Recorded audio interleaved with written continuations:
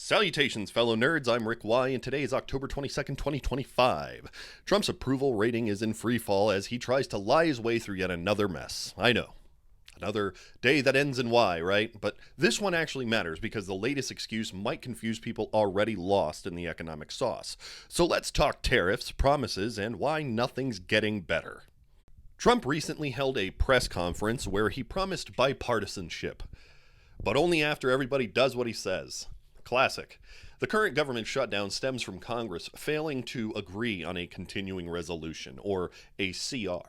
A CR is Congress's version of hitting copy-paste on last year's budget when they haven't finished the 12 appropriations bills for the new fiscal year.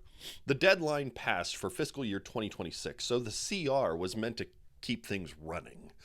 The House can actually pass one, but the Senate still needs 60 votes to overcome what's called a filibuster, meaning bipartisan cooperation is required. Republicans didn't have those votes, and Democrats blocked the bill. Why? Because what's inside and what's missing actually matters.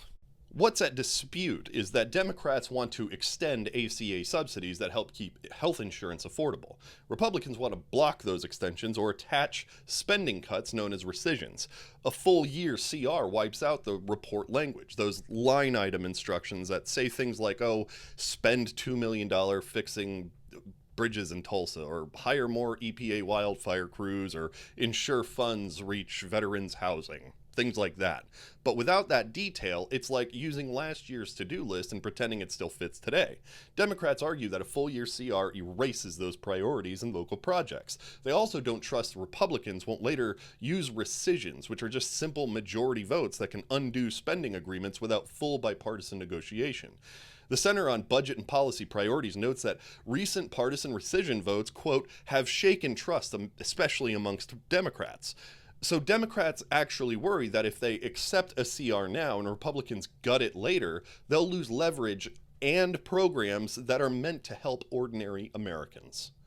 So of course, cue the next talking point, free healthcare for immigrants. Short version is it isn't happening. Yes, anyone can show up at an ER for life-saving treatment.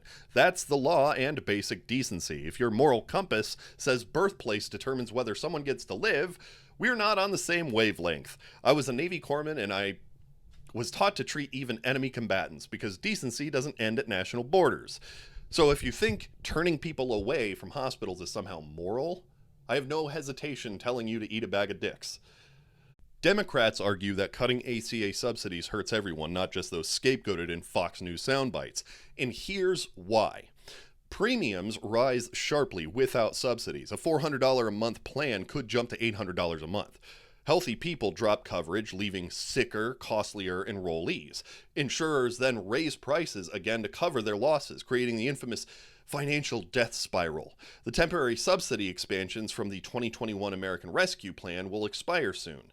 Without renewal, 13 million Americans could see premiums jump by $400 to $600 a month, and that's the CBO and Kaiser Family Foundation numbers, not mine. Many could lose coverage entirely, driving up unpaid hospital debt, costs that ultimately land back on you. And fun fact, the original version of the ACA came from Mitt Romney's 2006 Massachusetts plan. Republicans loved it then and then hated it under Obama, and now Trump's own administration is erasing student debt, something that they called socialism just 5 minutes ago. Go figure. So here's the bottom line. Democrats are holding the line because losing ACA support would raise costs for working Americans, not lower them. The immigrant healthcare distraction is just another scapegoat tactic. If you think exploding healthcare costs is a good plan, by all means, cheer for the current CR. But if you actually give a damn about affordability and stability, call your senators and tell them to hold the line.